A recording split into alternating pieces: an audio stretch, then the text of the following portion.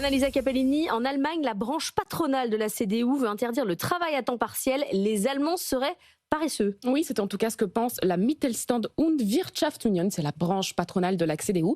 Il faut arrêter avec le lifestyle Teilzeit, donc le temps partiel comme mode de vie finalement, le temps partiel de confort. L'idée, c'est qu'il faut tout simplement arrêter, interdire le droit au travail au temps partiel, parce que ces contrats-là sont choisis par des travailleurs qui veulent tout simplement plus de temps libre. Avec une statistique à l'appui, un tiers des travailleurs à temps partiel n'ont aucune contrainte, ils ont simplement envie de moins travailler. Évidemment, ça fait un tollé en Allemagne cette semaine.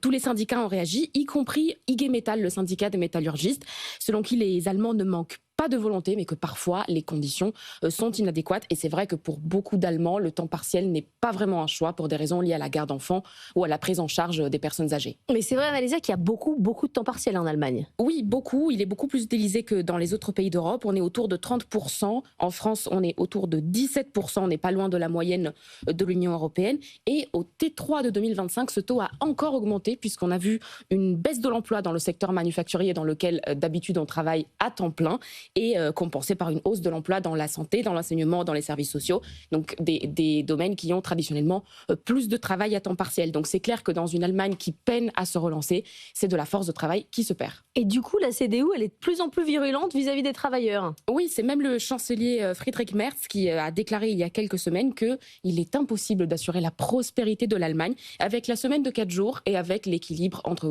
vie professionnelle et vie privée. C'est un discours à contre-courant de tout ce qu'on entend en ce moment. Et puis, il y a un autre débat en Allemagne en ce moment, c'est celui sur les congés maladie. Les Allemands prendraient trop de congés maladie, 14 jours et demi de maladie par an, c'est trop élevé selon le chancelier. Puis il y a une petite accusation à lire entre les lignes dans le discours de Friedrich Merz, c'est que c'est devenu trop facile de poser des congés maladie en Allemagne, juste en appelant son médecin ou même avec son smartphone.